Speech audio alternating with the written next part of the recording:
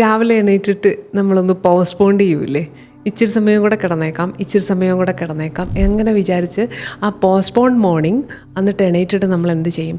ആദ്യം ഫോൺ എടുത്തിട്ട് ഒന്നുകിൽ റീൽസ് കാണും, അല്ലെങ്കിൽ വാട്സപ്പ് കാണും, അല്ലെങ്കിൽ തലേദിവസം എടുത്തു വെച്ചിരിക്കുന്ന ഒരു മെസ്സേജ് അല്ലെങ്കിൽ ഒരു സ്റ്റാറ്റസ് പോയി കാണും. അപ്പോൾ അതായത് നമ്മളുമായി ഡിസ്കണക്ട് ചെയ്യുന്ന ഒരു കാര്യം ചെയ്തുകൊണ്ട് തന്നെയാണ് നമ്മൾ തുടങ്ങുന്നത്. ഈ ഭൂമിയിൽ നമുക്ക് തന്നിരിക്കുന്ന ഏറ്റവും വലിയ ബ്ലെസ്സിങ് എന്ന് പറയണത്, ഏറ്റവും വലിയ റിച്ച്നെസ് എന്ന് പറയുന്നത് തന്നെ ഭൂമിയിൽ ജീവിക്കാൻ വേണ്ടിയിട്ടുള്ള സമയമാണ്. എല്ലാവരും പറയും ഞാൻ ഒന്നും ഇല്ലാതെയാണ് വന്നത്, ഒന്നും കൊണ്ടുപോകുന്നില്ല എന്ന്, കൊണ്ടുപോകുന്നുമില്ല എന്ന്.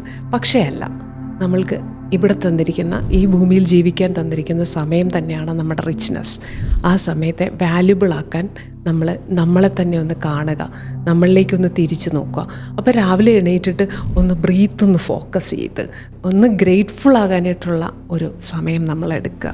ഈ ഒരു മൊമെൻറ്റ് നമുക്ക് തന്നല്ലോ എന്ന് ആ ഒരു ഈശ്വരനിൽ വിശ്വസിക്കുന്നവർക്ക് അങ്ങനെയാവാം, അല്ലാത്തവർക്ക് നമുക്ക് മുകളിൽ എന്തായാലും ഒരു പവർ ഉണ്ടല്ലോ, അല്ലെങ്കിൽ ഒരു ഒരു ഇൻ്റലിജൻസ്, ഒരു സൂപ്പർ ഇൻ്റലിജൻസ് നമുക്കുണ്ട്.